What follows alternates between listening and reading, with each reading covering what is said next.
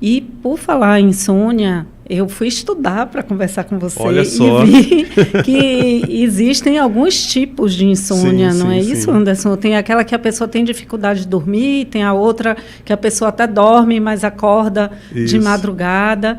Então, fala um pouquinho para a gente quais são esses tipos e como é que você trata esses tipos de insônia ou outros transtornos. Para você ver, né, Marta, como é um universo, né? A gente pensa que a insônia é só a insônia, né? É um universo de possibilidades. Então, eu sempre costumo dizer que tudo que a gente ignora tem uma grande tendência a trabalhar contra a gente. Então, quando a gente vai olhar e diz assim, poxa, eu ignorei meu sono a vida toda. Então, grande parte do comprometimento de saúde que a população nossa, aí fala em termos de Brasil, deriva da fragilidade de não conferir, né, da fragilidade que se tem do sono, de não conferir o sono no status que ele tem, que ele merece. Classicamente no livro, né, o By the Book, no manual, a insônia ela é dividida em 3 categorias, a macrocategoria, que é a insônia inicial, que é aquela insônia onde, aí no caso o foco aqui, né, o idoso, né, ele tem dificuldade de iniciar o sono. Então tem aquela dificuldade, acorda e não inicia. Leva um tempo e passa a dormir. Então, insônia inicial, pessoas que têm dificuldade de iniciar o sono. Em quanto tempo? Ali em torno de meia hora, 40 minutos, já dá aquele incômodo, então a pessoa tem uma insônia inicial. Uma outra vertente é a insônia chamada de manutenção. A pessoa até inicia o sono normal, só que rapidamente, uma hora depois, uma hora e meia depois, já acorda e já não tem mais aquele ritmo de retomar o sono. Você pode acordar para ir até o banheiro, beber uma água e já não retoma o sono de forma fluida, como eu sempre falo, né? Então a pessoa já ficou ali em alerta. E um terceiro tipo, que é a insônia terminal, né? Até nome estranho esse nome terminal, mas assim, da finalização do sono, que a pessoa acorda um pouco bem antes. Isso é no livro, digamos que assim. Só que a vida é mais complexa do que os aparatos didáticos, né? A insônia, quando ela se apresenta, ela está muito misturada. Essas fronteiras não são muito delimitadas. Como eu faço sempre uma analogia quando a gente está estudando geografia, que a professora diz, aqui é a linha do Equador. A gente diz, professor, mas cadê a linha? Assim, não, é uma linha imaginária, a gente não vê, a gente imagina que tem a linha. Então, essas fronteiras entre a insônia inicial, a de manutenção e a terminal, é didático. Como ele se apresenta no organismo, ela é bem misturada, bem ali, fluida uma com a outra.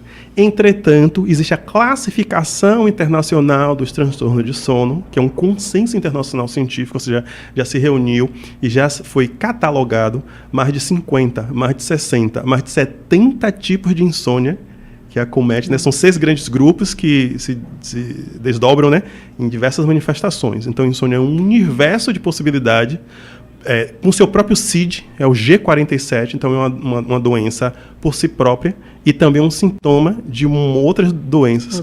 É até um nome pesado, né, quando a gente fala doença, né? Mas é uma doença, por si só a gente não pode negar a realidade, né? A gente dá o nome das coisas pelo nome que as coisas têm. Então, se botar aí na pesquisa o G47, vai trazer a insônia como uma doença em si e também um sintoma de outras doenças, o que dificulta também a questão do diagnóstico, né? Tem a questão das comorbidades, né? O que é comorbidade? Quando você tem uma doença que se acumula com outra, que os sintomas ficam bem misturados ali. Então, deriva daí a importância de um olhar refinado, de uma anamnese muito bem feita, tudo com critério, tudo porque ali é o delicado, né? Um terço das nossas vidas, diz dentro do ambiente acadêmico, um terço das nossas vidas passamos dormindo. Então, digamos que uma pessoa idosa, né, que está, na média, em torno de 60 anos, na média se passou 20 anos dormindo.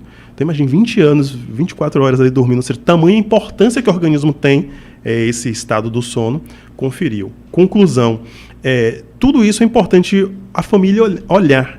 Quando a gente vai tratar do idoso, a gente nunca está tratando do idoso isoladamente, né? Aquela ideia, o idoso dentro do sistema que ele está ali, né? Qual o mesossistema do idoso, que são os familiares, né? Então, como é a rotina dessa família? Como é a rotina do cuidador do idoso? Quais são as referências que esse cuidador também tem em referência ao sono? Então, muito do imaginário equivocado que as pessoas têm em relação ao sono, elas também vão projetar no idoso. O idoso tem um ciclo de sono completamente diferente das pessoas comuns. E a gente pode até falar um pouquinho sobre isso. Às vezes, já 4 horas da manhã já é o suficiente, já acordou. Sim. E ele diz, papai acorda, todo mundo em casa, mamãe acorda, a vovó acorda, e começa a ligar o rádio, e aí, ou seja, tem insônia, está acordando de madrugada. E quando a gente vai ver, fazer o histórico ali do dia, a gente vê que existe uma assincronia entre o tempo de sono do idoso e o tempo de sono da família, por estar em outra etapa, né, faixa etária, está fazendo uma outra ciclagem. Se fala muito do ciclo circadiano, mas a gente tem o ciclo ultradiano, o ciclo infradiano e é o universo. Mas eu quero ir aprendendo sobre isso, né? Mas eu acho que você traz uns pontos relevantes, porque essa dificuldade de diagnóstico, no caso do idoso, geralmente é mais difícil porque ele já tem comorbidades, Exatamente. né? Então, a gente, quando trata a insônia de um jovem adulto... É um cenário. É um cenário. Quando você vai para o idoso, idoso... é outro cenário.